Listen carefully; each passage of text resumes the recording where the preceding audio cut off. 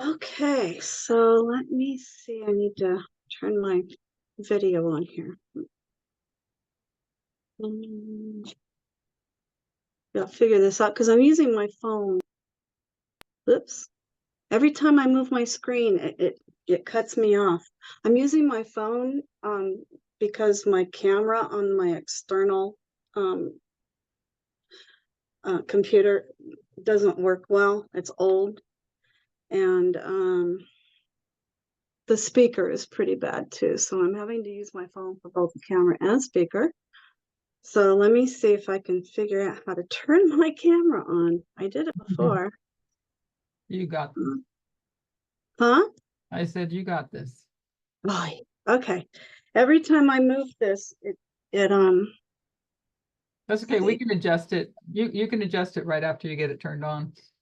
okay, so So let me don't worry see. about that. Okay, there we go. There we go. I had to tap on something in order to get the menu up. Okay. Okay, we see you. Wow, that looks great. Yay. I got it. Yay. Okay. So can everybody see the board okay? Yes. Good. Can you read it? Is it close enough? I think so. Yeah, I can see it. great. Okay, so something I did differently, and I think I'm gonna undo it. I turned a light on behind me. I'm gonna turn that off because I think it's too much. Okay, that should be better, right? Oh, that is better.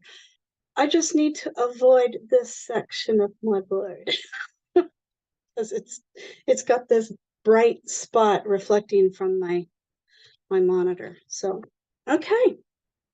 So I'm hoping I can read this because I'm kind of in the dark here. Okay, the title of this presentation is The Glorious Land Pagan. It was done by Elder Tess in August of 2021. So it was a few years ago. So I have an immediate question I'm going to ask right away. What is the biggest obstacle to understanding pagan history and sexuality? It's on my board. Can anybody spot it? Yes. Is this bias? Yes, yes. Very good, correct. That is a big obstacle. Yes, that is the major obstacle. Well, people with differing views go back to this history and try and demonstrate evidence for their worldview. Someone will say, see, homosexuality has been around forever. Proof? Look at all this male-male sex in Greece. Another side will say, modern America is so pagan. Look at the immorality of pagan Rome illustrated in the West today. Both arguments are equally incorrect and are manipulating ancient history to defend their preferred worldview. They're distorting history to fit the present day argument. Another question here, and in this question, I'm speaking about men, not women, because it's so much easier to see in paganism because women were so trapped in these societies. But the arguments equally apply to women. So here's the question. If a man has sexual encounters with other men, does that make him a homosexual? Does that mean he must be gay? No. No. No. Okay. Were these Greek men gay? No. No. In the 1950s, is it culturally acceptable to be homosexual? In the 19 when? 50s. Oh, no way. No. Here's my hand. No. 50s. Okay. Okay. Right. No. Why? They would lose their jobs. They would lose their families. And it was just like being a leper cast out of society. So those gay men in the 1950s, they fit into what society expected of them. They married women, started families, and had children.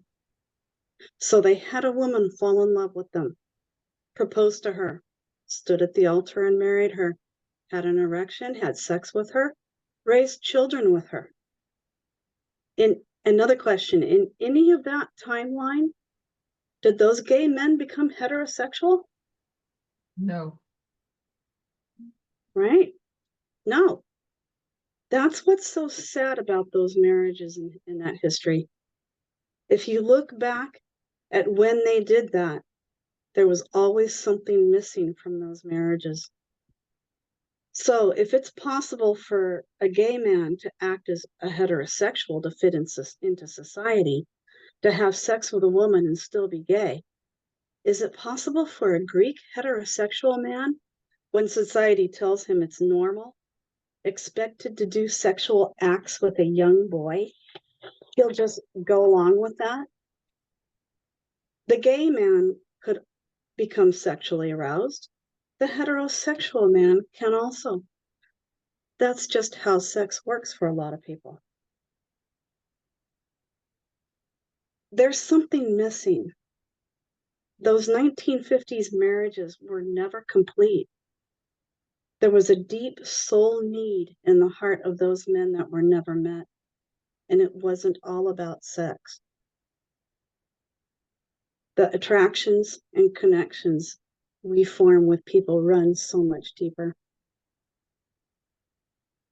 The point is, these Greek and Roman societies were not composed of all these homosexuals by anything approaching the definition of what it means to be gay or lesbian today. The Roman man could dominate about anyone or anything that he saw, be confident in his status of masculinity because he dominated, and then go home to his wife. And in a cultural context, a set of rules, a Greek man could do the same.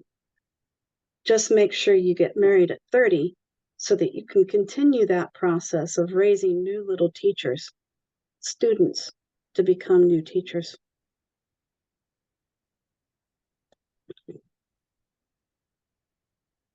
My argument is not that homosexuality did not exist. There is abundant evidence that it did.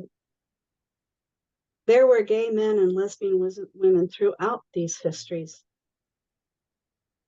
The question I want answered is, and let me turn this board over. Sometimes it's hard to do.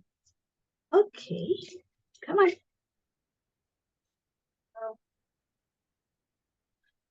The question I wanted answered is, if they're so progressive, could anyone in those societies be an Edie Windsor and a Thea Spire or a John Arthur and Jim Obergefell?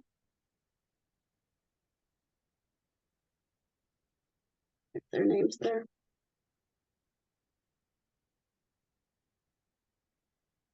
No, because those societies were deeply homophobic and patriarchal.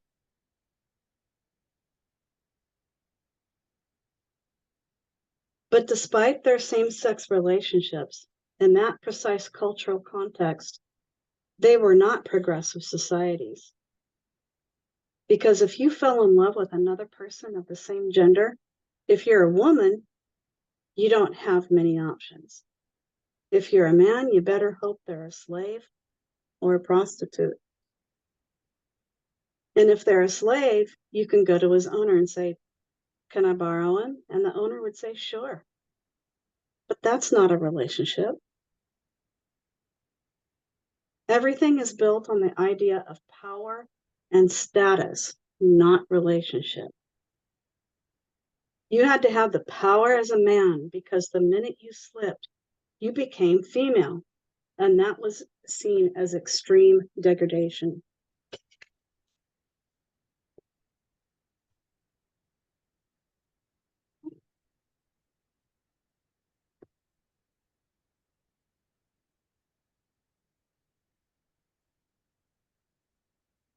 Well, we've illustrated that through a number of societies, and what we wanted to do was to go back to early history, where we talked about the Kahun papyri, the Suma and the Suma Alu.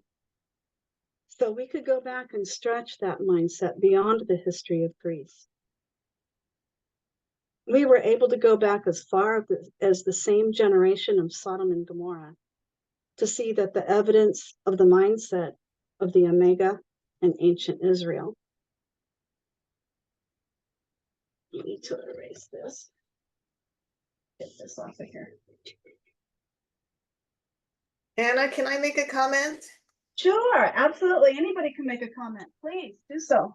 You know, we take for granted, so many people, me too, before I remember this study, we take for granted that we think that the Greek society was a very progressive one because they had these types of relationships, but it really wasn't. Mm-mm. It's very unequal. And like you said, it was based on power And and dominance. what was that other word that you used? Dominance. Dominance. Status, Yeah. dominance, Mhm. And that's not progressive at all. That's right. That's what dismantles the argument about being gay back in those days, because it wasn't about sex. It wasn't about a relationship. It was all power and dominance. And That's it. the men that had the feminine position was really humiliated, and they were looked at as women. And we know the mindset of women back then. It was not a good one. Mm-mm. Yeah. Yeah, you're right.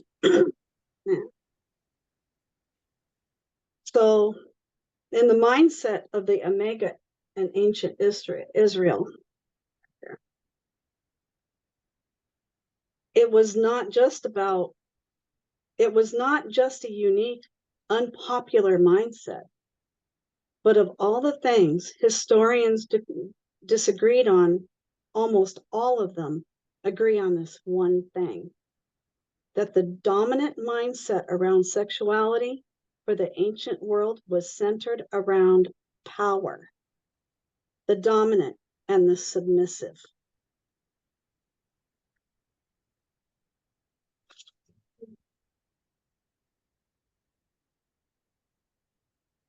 Can you see that? Okay. Here.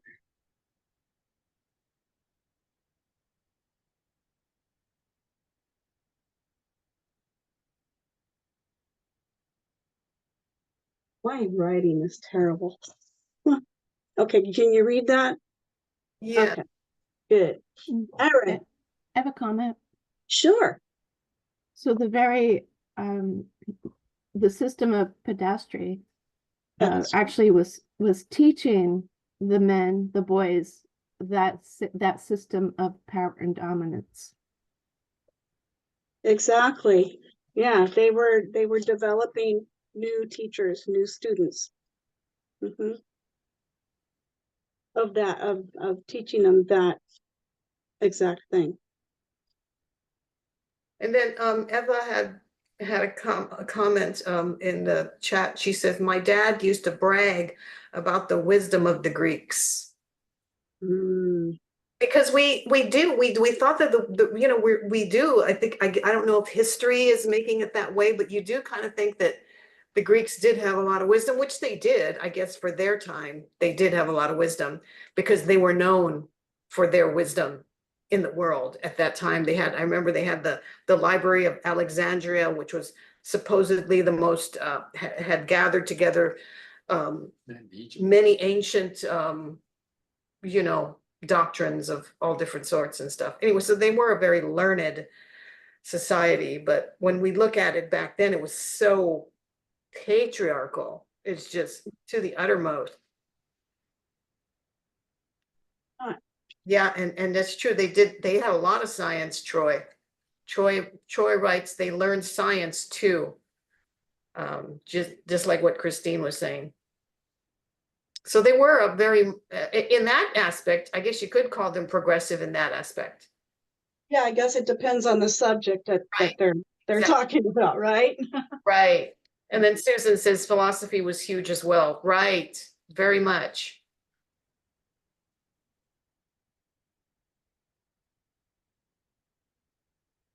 And I hope my pen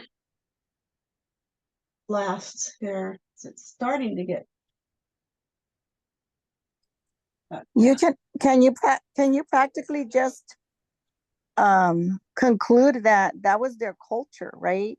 I'll be Because right they back. had, okay, Yeah, you want me to wait for you? Eppa, I think you can. You can Okay. say that. Yeah, that I mean, I'm saying brag because like that was the biggie, you know, feel like philosophically, they Yeah, were like the top notch know-it-all. So obviously everything that they were doing and practicing, it was like, don't question it because we're the best of the best or something like that. So it's horrible. yeah, and they did have a lot of philosophers. You know, they had Aristotle, they had Hippocrates, they had all these really uh, well-known philosophers, like Susan was saying. So they were thinking a lot. They were thinking in that society. Yeah, and I think that's what makes it even more like bad because it's human knowledge that was justified, like this is the way, the best or the right way to do things. Right. Yeah, obviously there's no God because they themselves are gods. It's like a god, I guess you can say like a god of wisdom but made with the human, you know, human brain, something like that. I'm trying to describe it, where everything that they were going to do, it's like you can't question it because they're doing the right thing. Right. I guess when it comes to sex and sexual things, I don't know.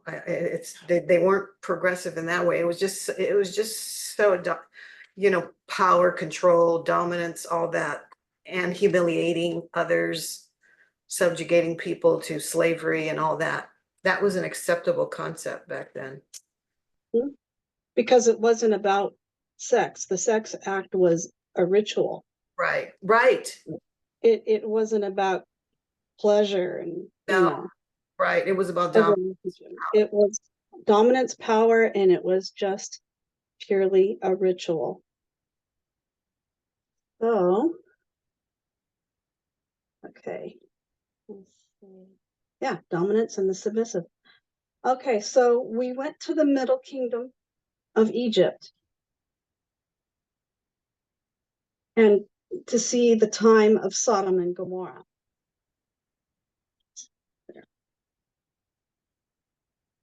Let's see, the uncle, nephew, Seth and Horus, the uncle and the nephew, Seth and Horus, they weren't in love.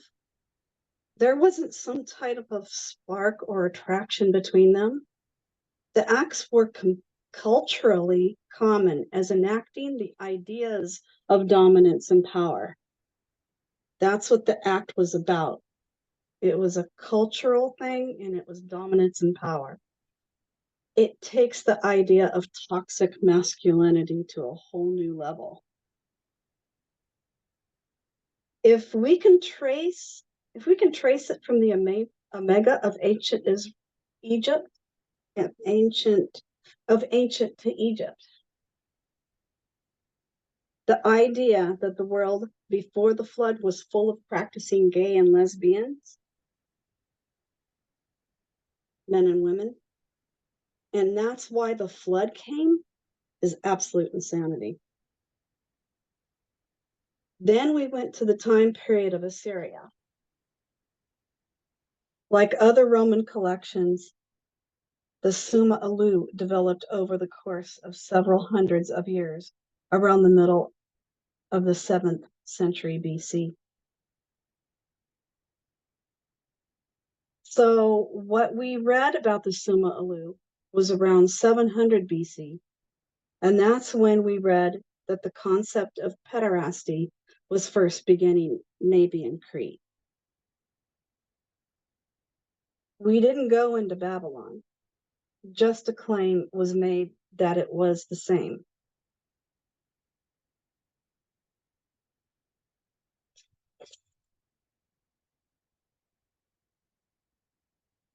Oh, there goes my pen.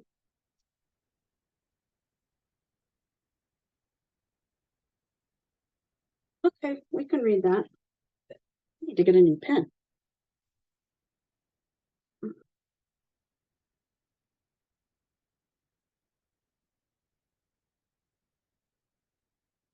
Then we have Greece,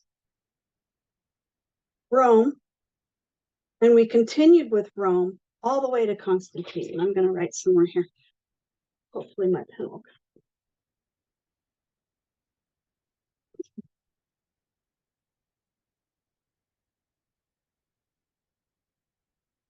Constantine.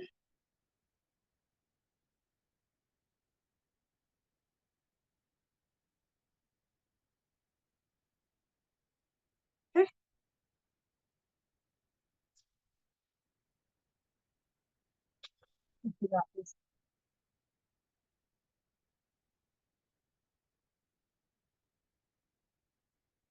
So that shows it goes from Egypt all the way to Constantine.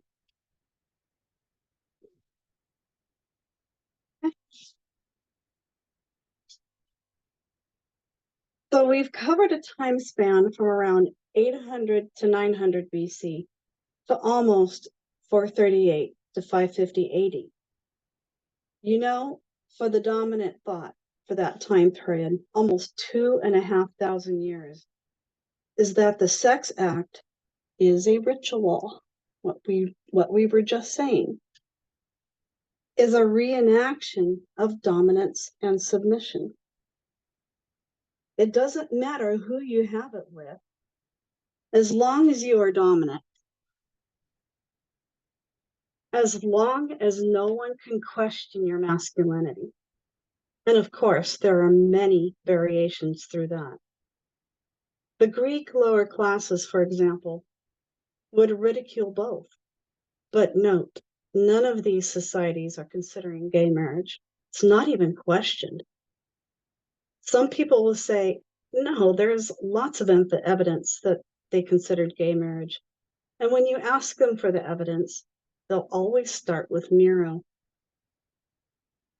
I would argue that to prove that something was tolerated culturally, Nero forcefully castrating a man to try to turn him into a woman and then marrying him is not a good example.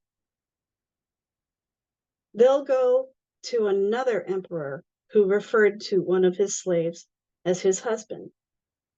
When they look at what writings or responses they have of the common people to these things, society always responded with ridicule. It's not examples of the need or desire of a same-sex committed marriage. We have a continuation of a similar mindset today. That thread of connecting sex with domination and submission is still here in our mindset. You can thread it all the way through paganism, right through Constantine. Can I make a short comment? Make it as long as you want. Thank you. I appreciating your study. I don't know if you've heard or read any science on it, but the sex act itself releases like oxytocin to the brain, and some people have postulated that it improves executive function in your brain, in your mind and memory. But it also, because it releases that powerful hormone, it ingrains a pathway there. Like, what I'm trying to say is you can see how their ritual that you're explaining, how they continually practiced that it was actually changing the neuro pathways in the brain, you know, becoming habit, becoming so natural in a sense that you can see how that took over. You know what I mean? Yeah, that does especially make sense. practicing on young people, because they say sex is the only act that you can do that leaves like a photo imprint memory in your brain. And it has to do with the hormone that's released from it. So that's why if you've been raped or something awful like that, it leaves a horrible, long lasting memory from it. So I just think that's kind of interesting with this practice that they did and how it continually, was perpetuated. Right, that's very interesting, Susan. That does make sense. And yeah, that not just a long-lasting memory, it's something that you'll never forget. Yeah, Mhm. exactly. That's what makes rape such a devastating crime, because it's something that's very hard to heal from, because of it like what Susan was saying, it puts an imprint, and a lot of times people who do rape as well as victims, the rapists, they have a very hard time not raping.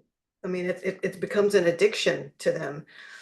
And Yeah, and then the ones that are victims of it, well, it can ruin them for life. It scars them. So these acts of violence is like any act of violence penetrates so deep within our psyche that it can cause serious long life damage.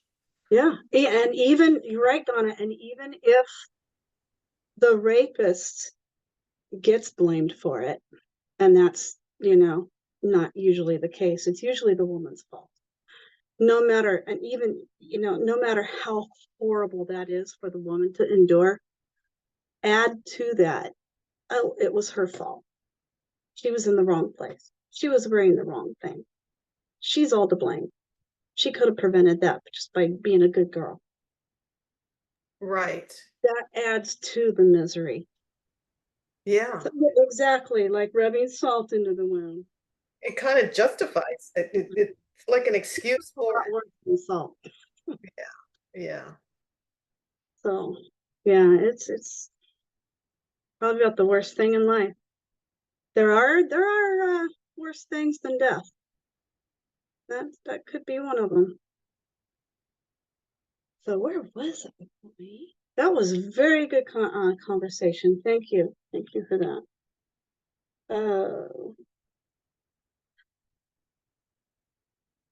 So let me see. Still no mindset. Okay, there we go. I kind of lost my place here. Okay, when you've done something wrong, and this is getting a little bit off the last subject, but when you've done something wrong, say, like when you're driving and you've upset somebody, have you ever had someone raise the middle finger to you? That's actually a question. I'm sure just about everybody has seen that, right?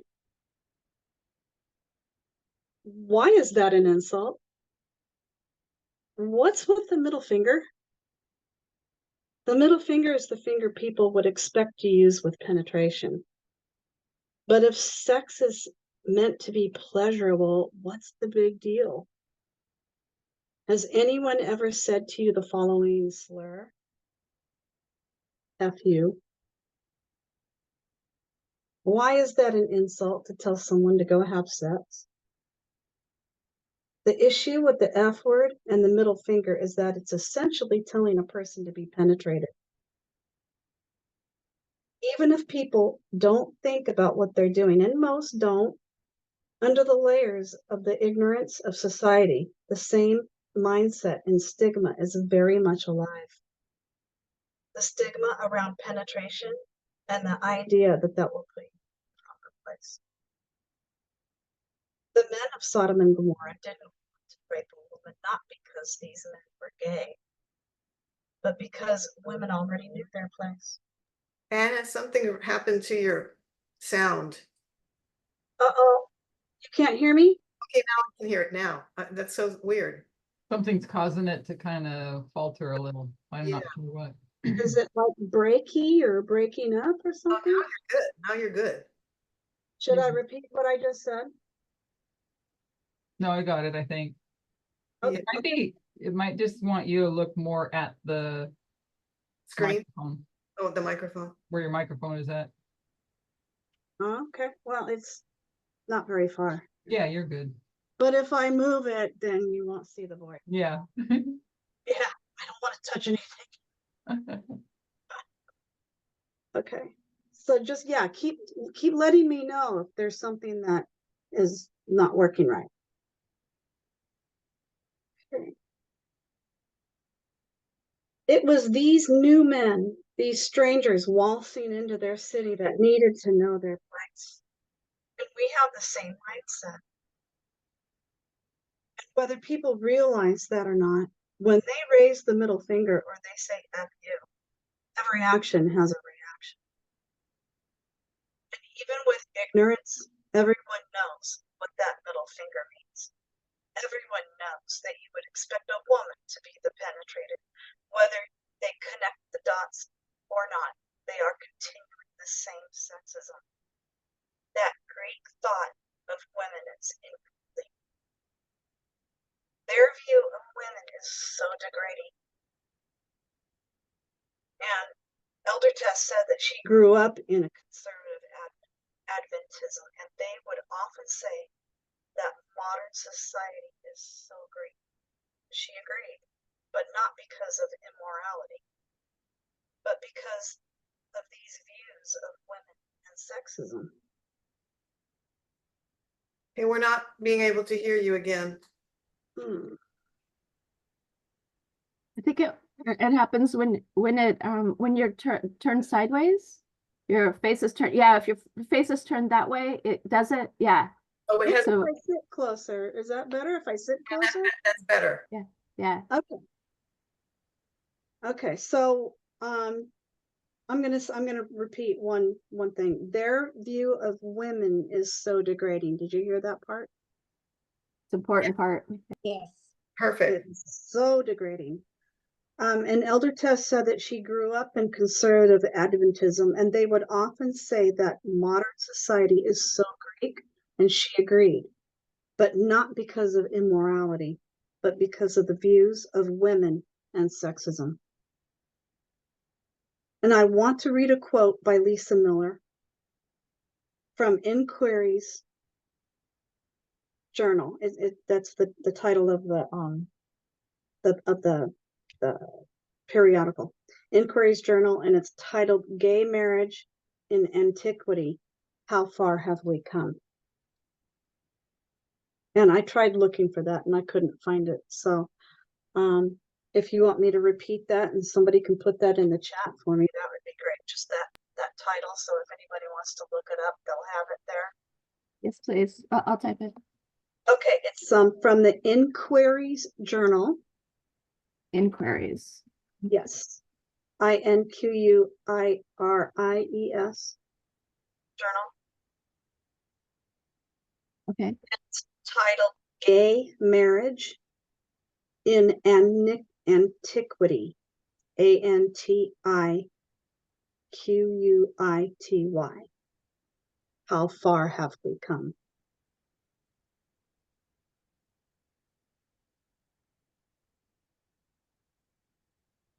Okay. We got it? Yeah, I just have to do some spelling. Oh no, that's one of the hard parts. Okay. How's that look? Antiquities Journey. I'm sorry. Inquiries Journal. Gay marriage in antiquity. How far have we come? That's perfect. Yep, that's it. Thank you, Christine. You're welcome.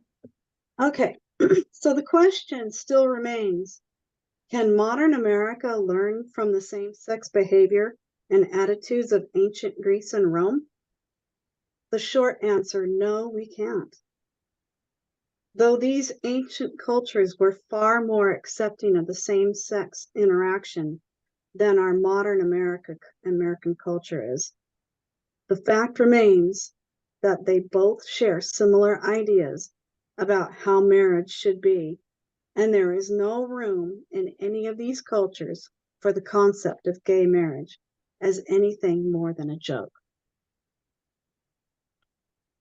as in ancient Rome, witnessed by the reactions to the Emperor Nero, or a corruption of the sanctity of marriage as witnessed in modern America. The nutshell of their argument is that it is the fight against gay marriage in the United States. That is the mindset you find typified in pagan cultures, which is the argument we've been developing all along. I didn't want to distract from this thing by going into other cultures such as Thailand pre-colonialism. I do want to say, if you're a woman, then unfortunate enough to be in one of their harems, you would not want to be lesbian. If you were dragged out and publicly lashed. In a culture that recognizes trans women, people who are born with the biological sex of male and transition to the gender identity of female, that's a trans woman. What about all the people born with the biological sex of female? The other culture that we would discuss would be the North American Indians. I'm not suggesting that some tribes, some portions, didn't have a level of freedom. But when we had the message of understanding two streams of information, we can't use the same fast brain we took to conservative arguments and take them to liberal arguments. And means are fast brain arguments. And I'm going to share screen for a moment, okay? Let's see. Need to bring this up and wrong. Let me find it here. Okay, here we go.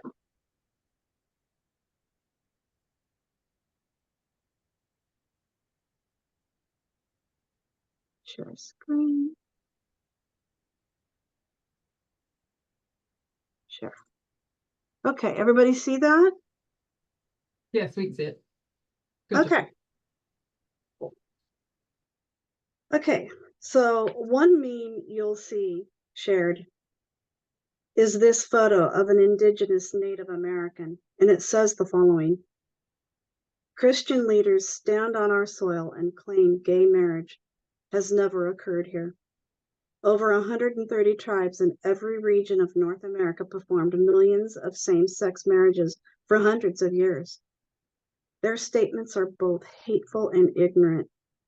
Your homosexual was our two-spirit people, and we considered them sacred. There is so much wrong with this picture and statement.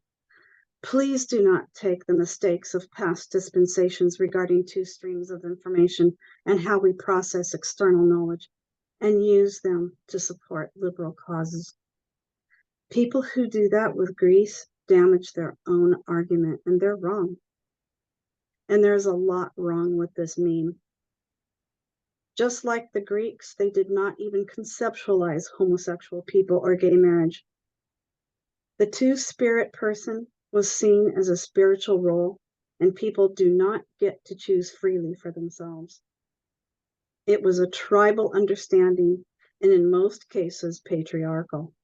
I'm not ignoring the pockets where there are matriarchal tribes, but you couldn't just be, in today's definition, a John Arthur. This ends up being nothing more than just a nicer looking cultural appropriation.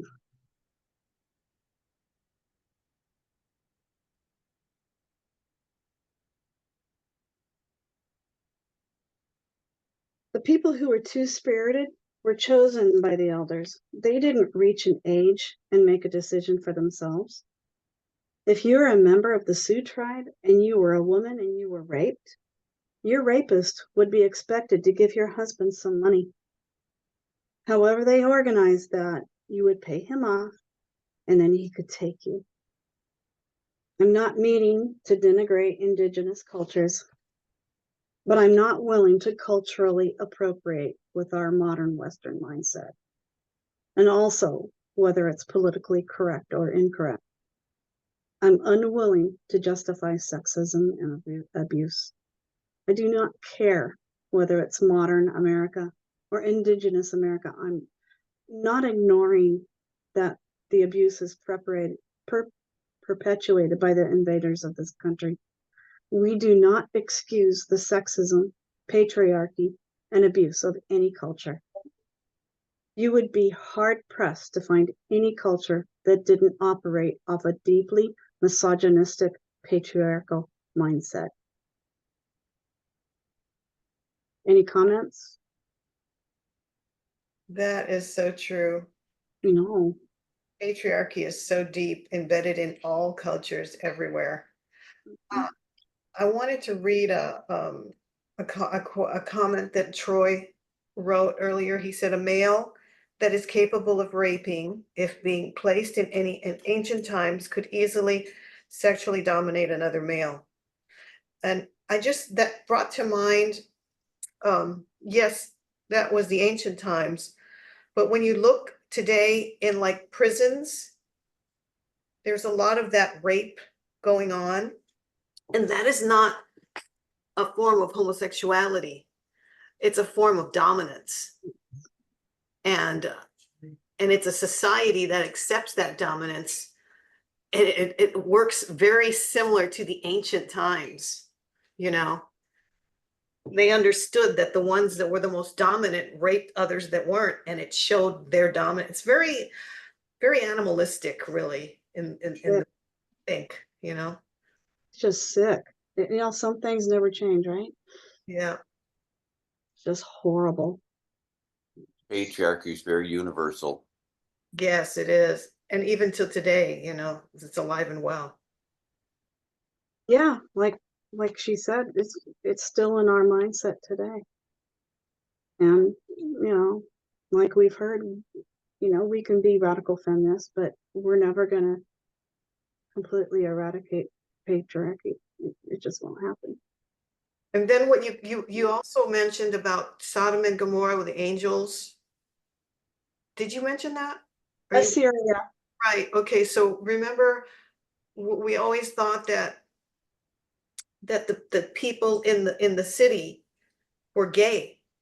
Yeah. But in actuality, they weren't. They were trying to, when the angels came, they were just doing what they do to all newcomers. They're teaching them the lay of the land. And in order to do that, they first have to subjugate them by showing their dominance. Who's the dominant people here? You're new. And so now we're going to subjugate you. And they were going to rape them. Not that they were gay. Put them in their proper place. Exactly. Mm-hmm. Yeah. Just, I can't wrap my head around that. That's just weird. And you can see how that was the culture, because it does say there from the youngest to the oldest. So obviously that was a whole culture of Sodom and Gomorrah. Yeah. Obviously. And they had to keep perpetuating that by teaching them the same thing. So can you imagine living in a city that is like you're living in the prison today, and every time a new person comes in, they're subjugated to this very violent act of crime, but yet it's part of the city. You kind of understand now why God just had to wipe that city out, you know? And isn't that the same dynamics that happens in an abusive marriage where a husband is beating the woman? It's to keep her in her place. Yep, same thing. Yep. It also goes on in war. Look what we've seen. Oh, yes. Oh yeah, Over definitely. With Yeah. Israel, Ugh. Hamas war. Yeah. But also every war, it happens. Yep. It's the dominance that goes with the war, especially to subjugate the women. They Yeah. subjugate the women to teach the men and to humiliate the men.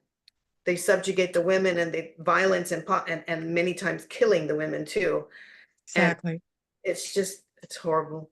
I'm thinking about the comment that Troy just made as well. It'll take 1,000 years to heal from patriarchy, because in any class of people, you could still wind up with those that, oh, I hope I say this right, that have been abused.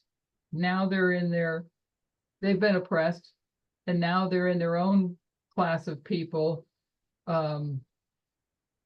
And within their own class of people, they want to have that hierarchical structure and have control over a group within their own group, if that makes sense.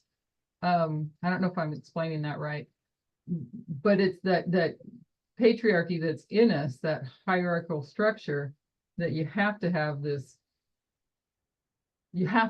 hierarchy, and how they practice it through sex is one aspect of it, but how to dominate and abuse another class of people. So just like when they came to America, you had those that came over here free from oppression, that didn't want to have oppression, and then you had those that came over and wanted to, like it's my turn to oppress. So with any structure, all that healing has to go on, because with any class of people, there's always that carrying forward of that whole culture that needs to be undone in individuals. If I don't know if I explained it right, but hopefully you understood what I was saying. It does make sense. Yeah, you made a lot of sense there. Yeah, and I've always wondered, speaking about these men that are in prison and they get raped because of the dominance and the power. Why do they want to get raped? I mean, why do they pull their pants down so that you can see their crack and their underwear? That's what I heard was like an invitation to, do that. Yeah.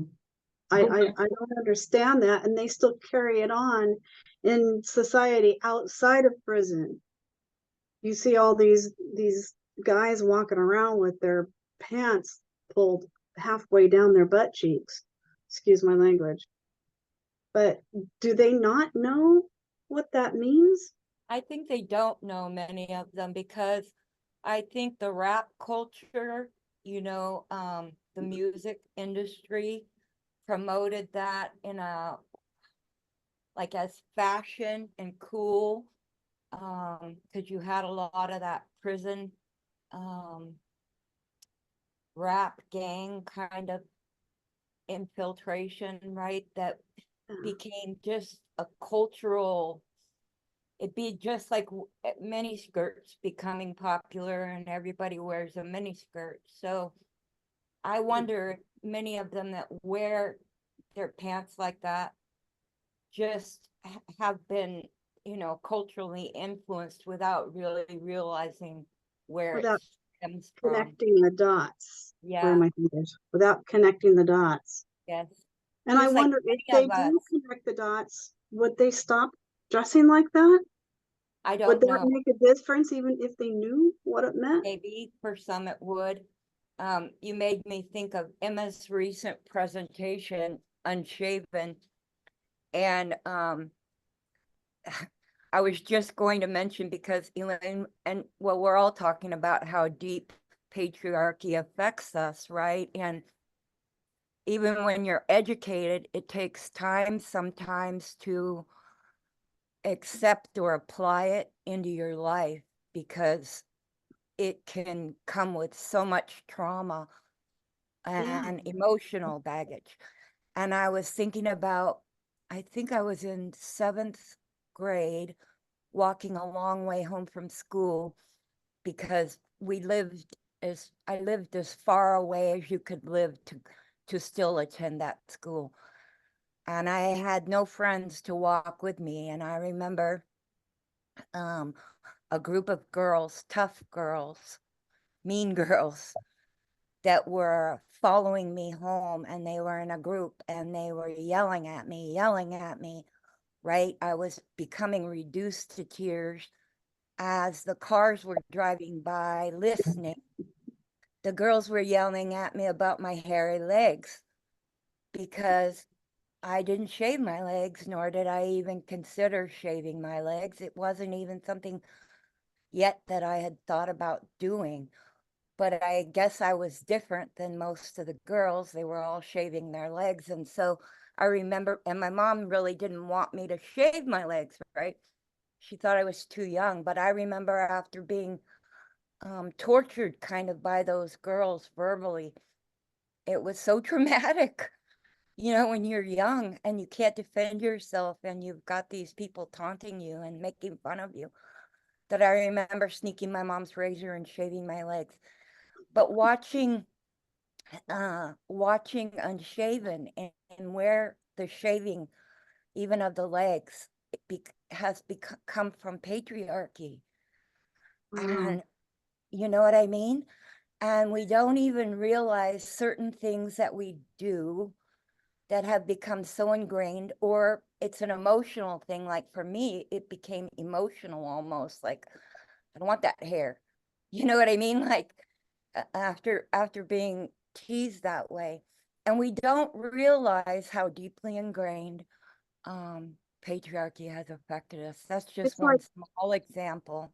it's like deep grooves in our brains, like like on a turntable type record, like a vinyl record, all the grooves. Yes. And our grooves are so deep. It's almost like they can never be, filled in and Yes. evened out and gotten done away with. Yeah. Wow, that's I really can see where we'll still need more time, even in heaven, to undo patriarchy. Yeah, You and know? where those standards actually come from. I think that's what Susan's saying. Where the Yeah. that I that would be I was hit interesting. with the eyebrows like Susan was hit with the shaved legs. And it's all placed upon through patriarchy, beauty standards placed upon us, and we don't even know it, that it comes from that construct of Yeah, patriarchy. because guys don't shave their legs, or Yeah. not a whole lot of them do. They have a choice, Yeah, right? They they can can shave or or not not. shave. My brother Right. used to shave, but that was because he was a professional swimmer, and That they makes would sense. be able to go through the water faster without the hair drag, right? It sped up Right. their time. But no one thought anything bad of it. It was accepted because he was a swimmer. It's But not a for women, beauty it's not. standard. Yeah. Yep. So, yeah, I don't like shaving. I think it's a chore. I don't like chores. So in the wintertime when I'm wearing long pants, You know, I ain't gonna do it. it- Why? Nobody's gonna see my legs anyway. But in the summertime when the weather gets hot and I want to wear like, below the knee or even shorts to go to the beach in, I'm gonna be getting rid of that hair. you know, And under the arms too. Yeah. it reminds me of when I first started, in the beginning of being a flight attendant, I was scheduled to fly with this, you just fly with all different people. And this one flight attendant that I was flying with, she just happened to be the top model in Hawaii. And I was just so in awe of her. And I was sitting next to her and I was brand new and she was sitting right next to me. So she had her arms and, putting on her lap and everything. And I looked at her arms and then I looked at my arms and like she had no hair on her arms. And I felt like a gorilla next to her. And I said, do you just have no hair? I mean, just like you have no hair. And she goes, oh, and she laughed. And she says, well, no, it's just that when she models, because she also modeled for skincare lines and stuff like that. And with that kind of thing, she has to have no hair. But she says she doesn't like shaving. So she would actually like wax or, take the hair off in that way. Or she had this epilady type thing. And I remember I was so impressed at how it looked that I went home and I went and bought one of those epiladies that she explained what she was using. And I started using that. Oh, and it was real painful in the beginning. Oh my gosh. But after a while, it grows back like, you don't even have to do it like once every like 6 months, because, and then when it grows back, you almost have no hair. So I had, from that experience of using it that way, today, I mean, like, it's just hardly any hair. It's, so, but I remember sitting right next to her and thinking, wow, I look like a gorilla next to her, you know? And in the beginning, I never even knew anything about it, you know? So anyway, I think Renee wanted to share a story. Well, it's worth the pain, huh? In the beginning, when I was younger, I don't know about now, but see, you know, my hair so thin. So Oh, in comment to, I think Susan was making a comment about the cultural thing about the guys going around with their pants half down. That was the late 80s, 90s, because I know my oldest son, they wasn't introduced to that kind of music, but that was the overall fad up and down the street around different neighborhoods. So we had to kind of cure him of it. Every time we caught his pants down, we yank him all the way down. Matter of fact, I got it on grabbing his pants. I said, don't you wear your pants half down around my house no more. Stuff. So he finally, he caught the drift. He was in the public in front of the store. We yanked his pants all the way down. So he And that helped? That taught him? finally got a belt and a buckle and no more pants going down the neighborhood or the house. That's hilarious.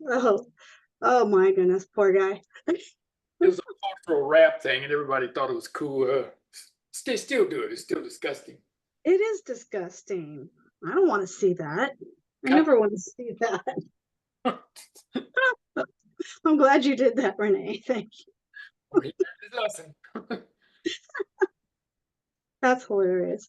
Oh my gosh. Did anybody else have any stories or any comments to make on that? I do have one more thing I gotta say about along the lines of hair.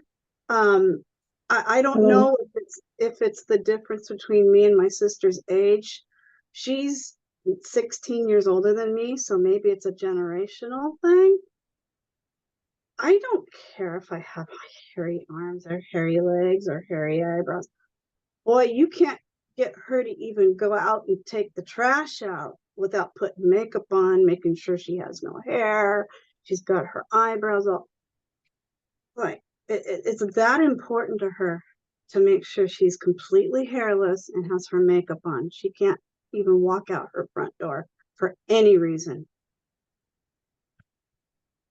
And it's just not that important to me. I don't know if that's a generational thing or if she's just weird. Or maybe I'm weird. I don't know. I used to be like that too, back in the day. But Eva, I think Eva had something to say. Yes, please, Eva.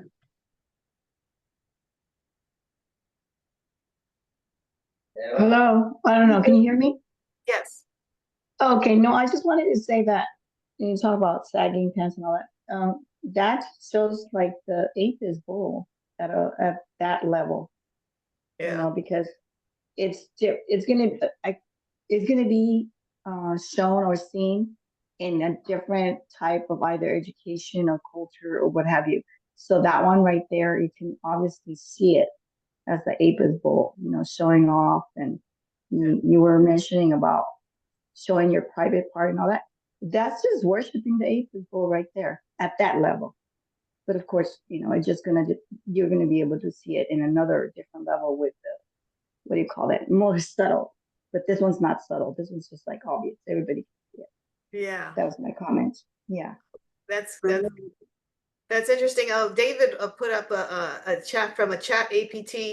It says, I'm going to read it. The trend of wearing pants very low, often referred to as sagging, originated in the prison system in the United States. Now that makes sense. Yeah.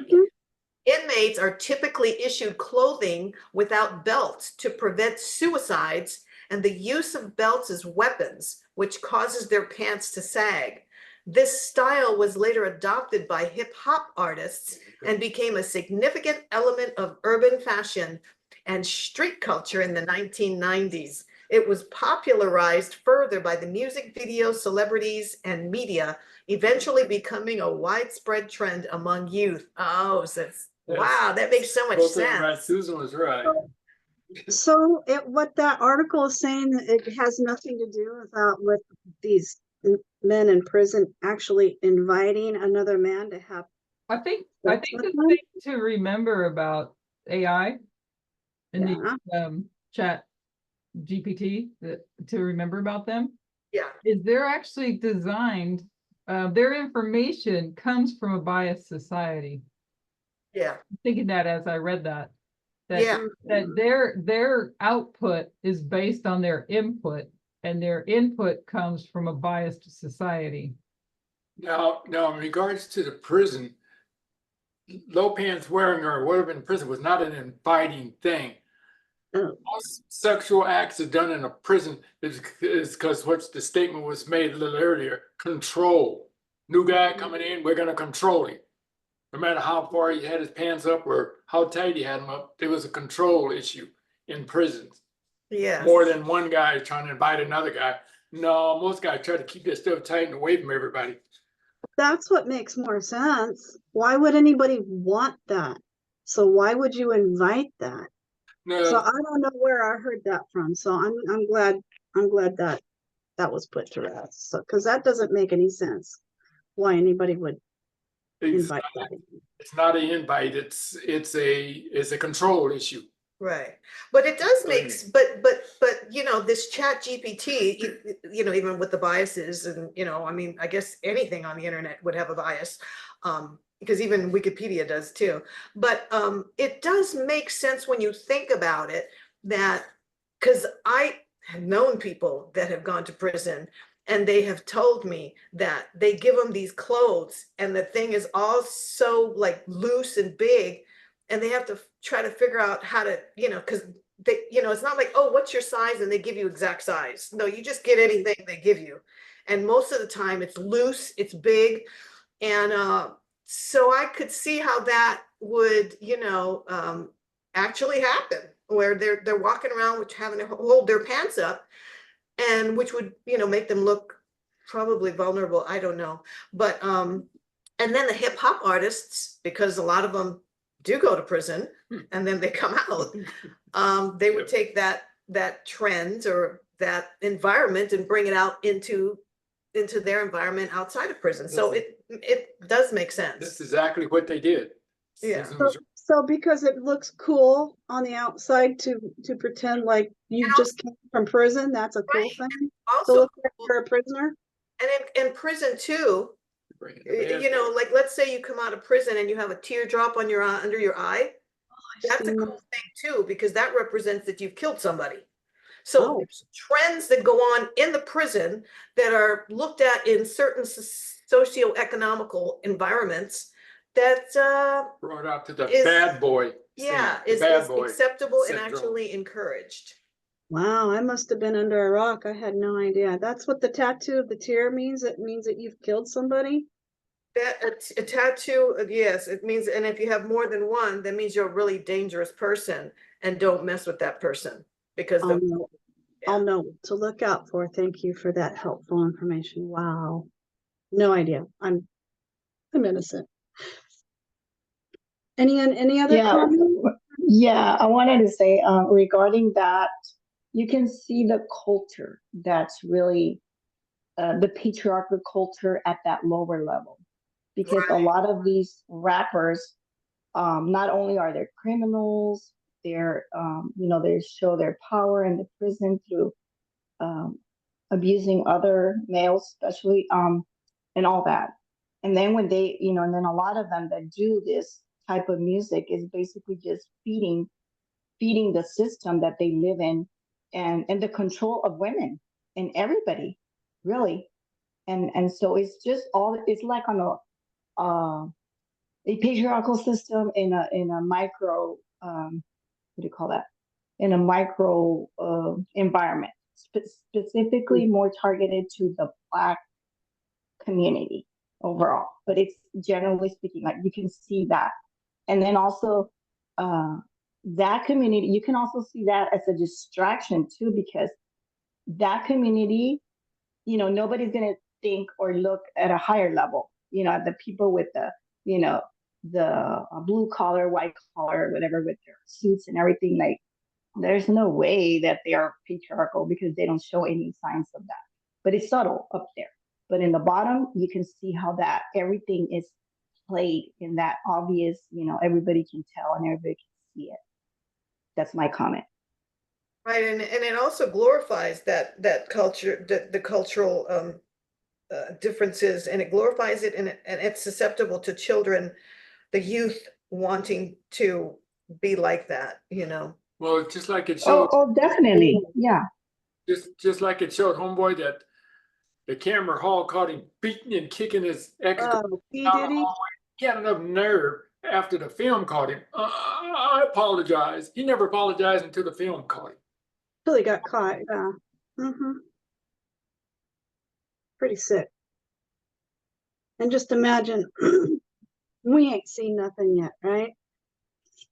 It's supposed to get worse.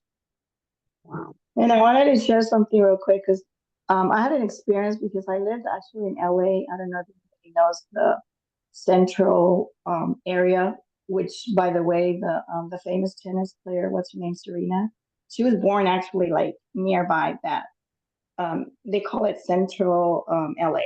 But anyway, in that area, any event that has to do with violence, that one time the police came maybe like 3 hours or 4 hours later because they don't even bother coming to help people there. They just wait until, the crime's committed or whatever. Like that's how rampant violence is in a lot of those neighborhoods. And when my kids were little toddlers, I let them out to play with the neighbors, and they stole all their toys. So then I decided, you know what, I need to just be cooped inside because obviously, this is just, like a common daily living, that the way they're living there. But it's the culture really, and what the police does is basically just comes after everything's gone. So definitely, it's like almost another world there. Yeah, I just wanted to share that. Wow. Yeah, I hear some crazy stuff on the news here. I get all LA news, and I hear crazier stuff up here where I live now than where I come from. I mean, in San Diego, you probably do now, but it's so much worse. The news is so much worse. The LA news is so much worse than the San Diego news. Yeah, we only went shopping during the day. We only went out during the daytime, no nighttime. We were all cooped all the time because it's very, very dangerous. Yeah. It's even dangerous in the daytime anymore. I mean, it's scary out there, and it's going to get scarier. Anyone else? I just wanted to make a comment to what Renee was sharing about the apology that Diddy made after being caught. And that is the unrepentant heart. They're not really sorry. They're only sorry that they got caught. Yep. And if they could do it again and not get caught, they would. Oh, So that is, that just shows also the ripening condition of that hardened heart that we're witnessing all the time in people. Yeah. It's not a sincere apology. Well, you know them by their fruits, don't you? Yeah. Right, those tears that he was shedding was tears Yeah, right. for himself, that now people see his true, has been revealed, his trueness. And so many celebrities, and I guess people in social media, whoever's an influencer, what they put out in front of the camera is usually never the truth. And what it's behind, what happens in the dark or caught on video that they didn't know is the reality of it. And so Yeah, you're his right. tears for himself being caught and people seeing his true character. Absolutely. Reminds me of what is in the darkness is coming to light now, and we're seeing more and more of this. And Right. you're going to on more different topics than you ever could imagine. That's why you have to know what's going on and choose the right thing, not the wrong. More people are going down this alley of deceit, dissent, and lies and fraud, and they think it's correct. It's sad. So yeah, they're so disillusioned, and they have no idea. It's like they have no idea how disillusioned they are. I think they're right. Yeah, you're right, Renee. It's very sad. Anyone else?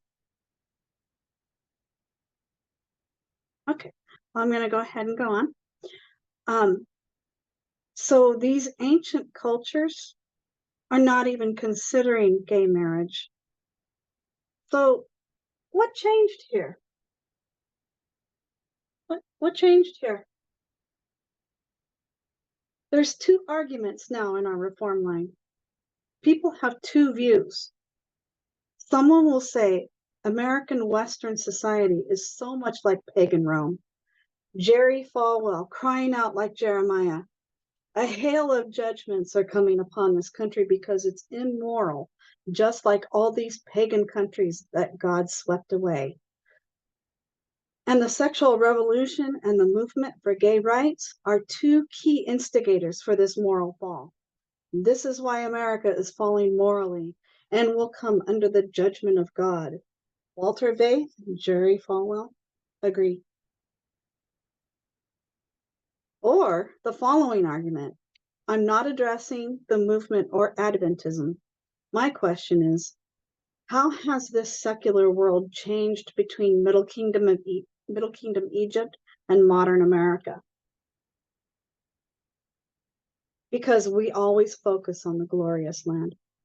I agree with the second argument, and that is that all these societies operated on the following construct.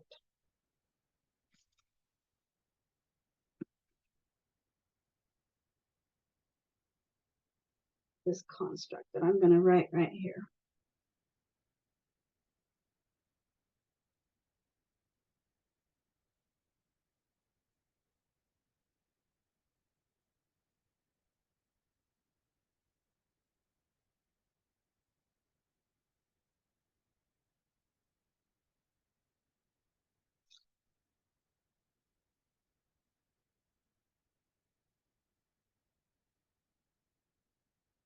This construct right here, and I'm putting this in asterisks because it's not just women.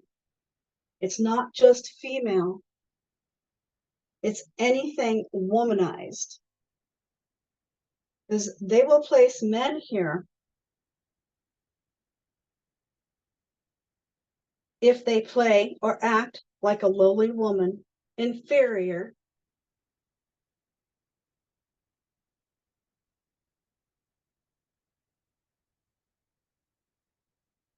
submissive,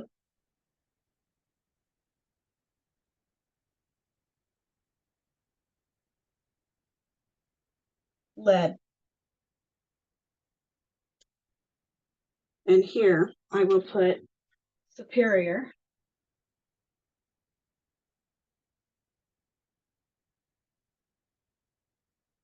dominant,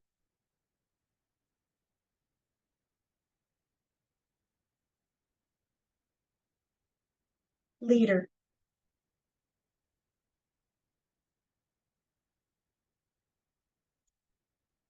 And we can read that even though my pen's starting to run out of ink. You know, it's so interesting. I was thinking of the Japanese culture, you know, how the women were made to walk so far behind and the men standing out in front. And I was remembering my daughter's, you know, when I was married to my daughter's father, we would pull up somewhere to go visit his mom or whatever. And he would get out of the car and he would just go to the house and leave me to get out the baby and the, you know, I mean, it was not a joint partnership. It was like he just didn't care less about us in a way. Like I just was thinking about that and how that is so ingrained in so many men to walk ahead and just leave you, you know, in the lurch. Wow. That's Have horrible. anyone else experienced that? No, but I've seen people who have done that, and that's just, oh, that's horrible. I've had a boyfriend that would walk ahead of me and I would just stop. So I wouldn't put up with that. I'd say, bye. See you But- later. Because I'm not going to be, put behind. If you're going to walk with me, walk with me. Yeah, Yes. I Yeah, was walk beside me and be my friend. right. How's that saying go? Don't lead me, I may not follow. Don't follow me, I may not lead, but walk beside me and be my friend. Oh, Yeah, absolutely. I love Yes. that. That is so That's neat. my philosophy too. So yeah, that's why me and my late husband went to blows sometimes because he grew up in a very patriarchal um parents, and I didn't. My mom she didn't put up with it, and that's how I learned, and I didn't put up with it either. So didn't work out very well between me and my late husband because he didn't like the idea that I was standing up for myself because he didn't have a mom that stood up for herself. Okay, so let's see. Okay, so what changed between Middle Kingdom Egypt and modern America is second wave feminism and the sexual revolution. Let's see here. Middle Kingdom Egypt and second wave feminism and the sexual revolution. The sexual revolution says, you know what? We don't care if we're the ones that get penetrated.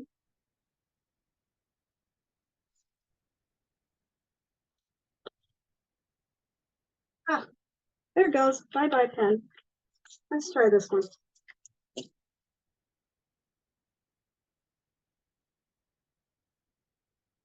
Not much better, but yeah, you can read that.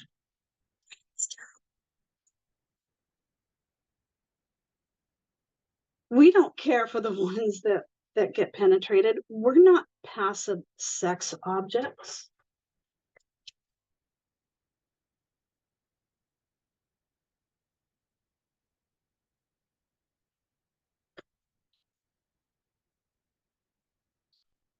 We have the ability to be active. We like sex too. It's not something that you do to us. It's something we do to you too. And they attacked this idea of the passive. This was the crux of the sexual revolution, and they physically, violently fought to take down this idea of the passive because it wasn't an argument just about sex. The sexual revolution was not all about sex because, as we've seen, when you're passive, it has a lot of connotations and expectations. It affects the way you are perceived as an entire person. It was not all these sexually active women just wanting to have sex. They wanted this thousands of year old idea of being penetrated,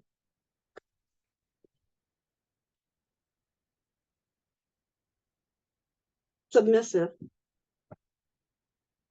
inferior, and passive, done away.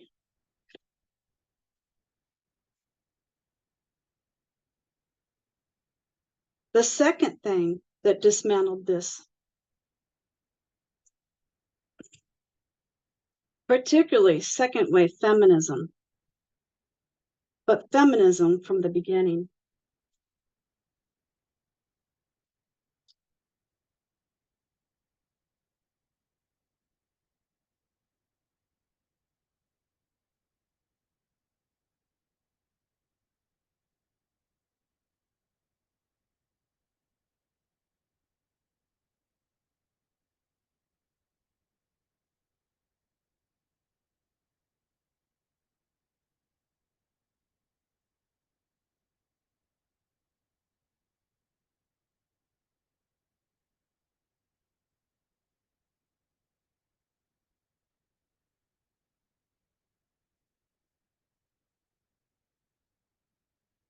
Okay. Making sure we could see that. I'm trying to not go in here because nobody will be able to see it. Okay.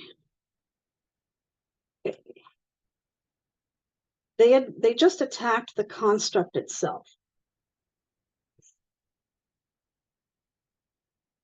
The entire way society constructed the ideas of power, leadership, and dominance.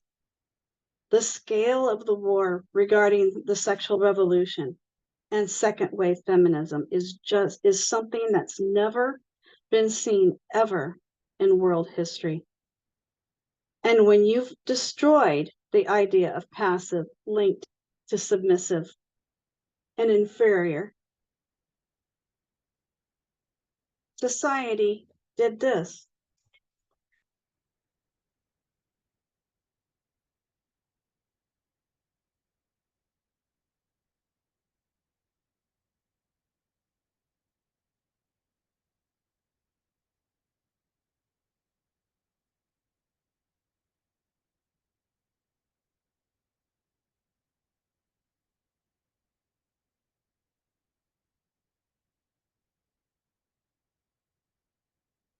The masculine and anything like a woman, feminine,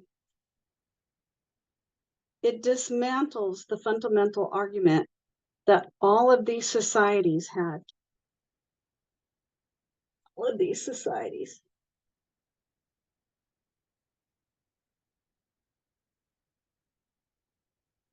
Until you dismantled this power, imbalance, true homosexuality, equal rights, gay marriage could never have been tolerated. And I want to make the point that it isn't an argument over Christianity. This is all just secular societies. But you can do the following. Say from Christianity, all right, say from paganism, papalism to Protestantism. I'm gonna get rid of this so I can write some more.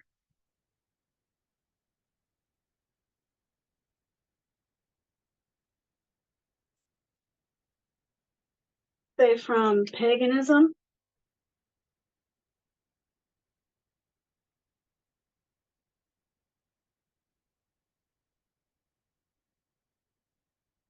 to papalism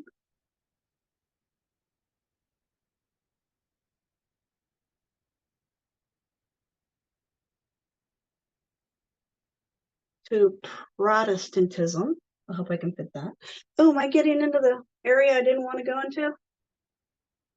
Oh, Protestantism. Let's try that. Did I spell that right? Okay, you can see that. Okay.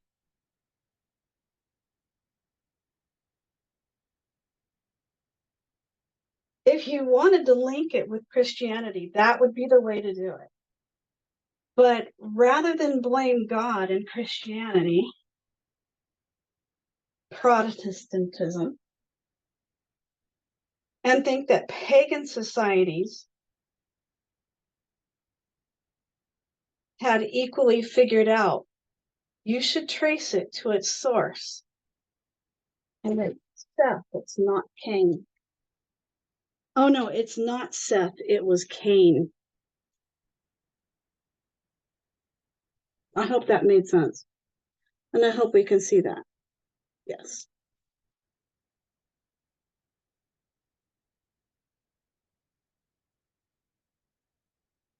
Don't need this.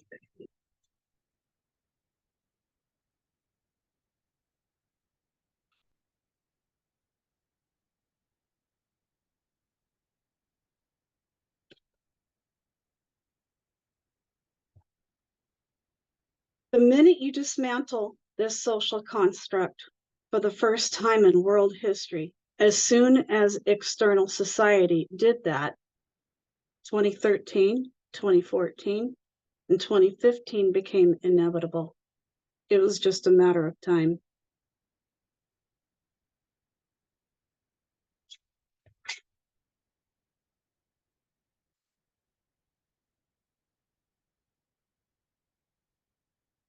Quoting from the same author who wrote the 1989 article.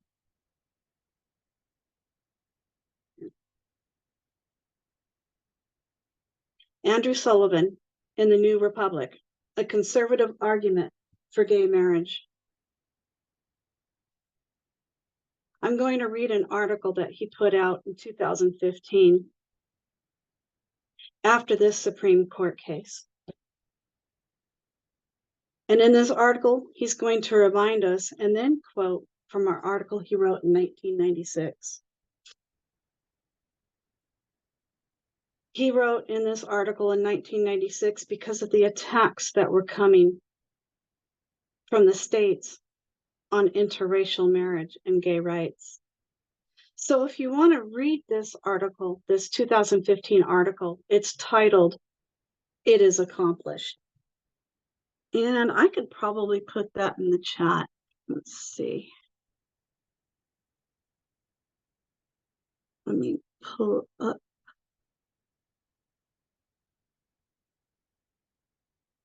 Go and get that. Let's see, I am going to copy and might be able to put that in the chat. I'm going to attempt it anyway. And it's kind of hard to see because I got books in front of here. So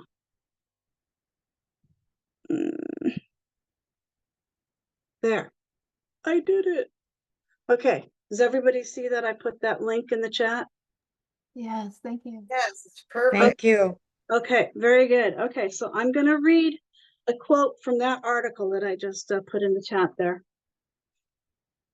Quoting him, "We are not disordered or sick or defective or evil, at least no more than our fellow humans in this vale of tears. We are born into family.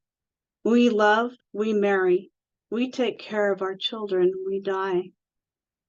No civil institution is related to these deep human experiences more than civil marriage, and the exclusion of gay people from this institution was a statement of our core inferiority, not just as citizens, but as human beings. It took courage to embrace this fact the way that the Supreme Court did today. In that 1996 essay, I analogized to the slow end to the state bans on interracial marriage. The process of integration, this was the civil rights movement he's talking about. Like today's process of coming out, introduced the minority to the majority and humanized them. Slowly, white people came to look at interracial couples and see love rather than sex, stability rather than breakdown. And Black people came to see interracial couples not as a threat to their identity, but as a symbol of their humanity behind the falsifying characters of race. It could happen again, but it's not inevitable, and it won't happen by itself. It may be sooner rather than later. The people who insist upon this centrality of gay marriage to every American's equality will come to seem less marginal or troublemaking or cultural or bent on ghettoizing themselves. They will seem merely like people who have been allowed to see the possibility of a larger human dignity and who cannot wait to achieve it. I think of the gay kids in the future who, when they figure out they are different, will never know the deep psychic wound my generation and everyone before mine lived through. The pain of knowing they could never be fully part of their own family, never be fully a citizen of their own country. I think more acutely of the decades and centuries, I want to add millennia, of human shame and darkness and waste and terror that defined gay people's lives for so long.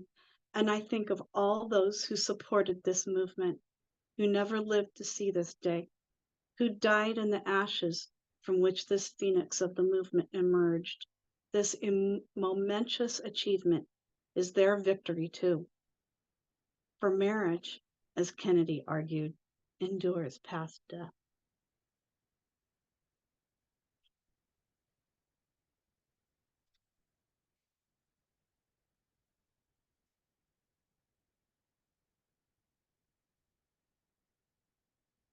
Write this again, so I erased it.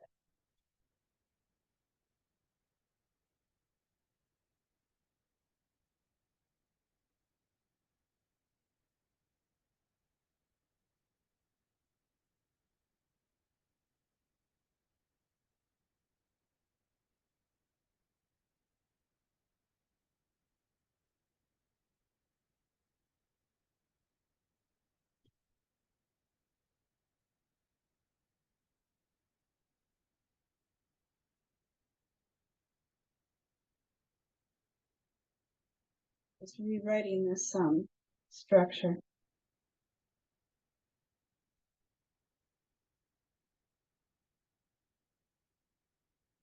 This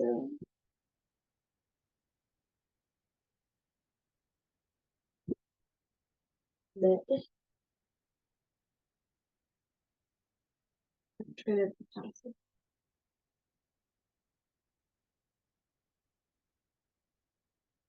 Toxic.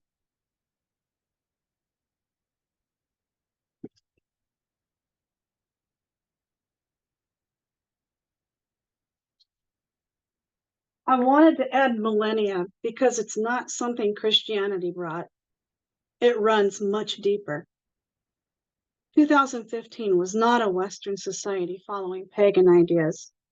It was something unprecedented, a rejection of a pagan construct. This.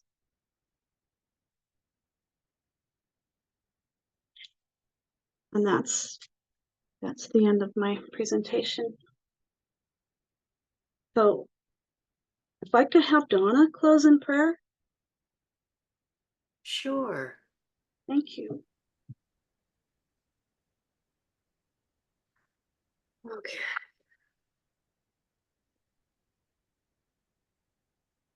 Holy God, righteous and true, thank you for your goodness and mercy upon your people. Lord, thank you for this very, very timely study of wonderful review that we so desperately needed. Thank you for the presentation and well put together presentation that Anna put together. Was very thoughtful, provoking, engaging. We thank you so much. We really look forward to many people coming forward and doing presentations because it helps each and every one of us. We thank you for that. We thank you for this blessed Sabbath day and for the privilege of gathering together on this holy convocation. We ask that you continue to bless us with your presence today, and we look forward to Logina's study coming up shortly. We just give you all the praise and the glory, Lord. In Jesus' precious name, amen. Amen. Amen.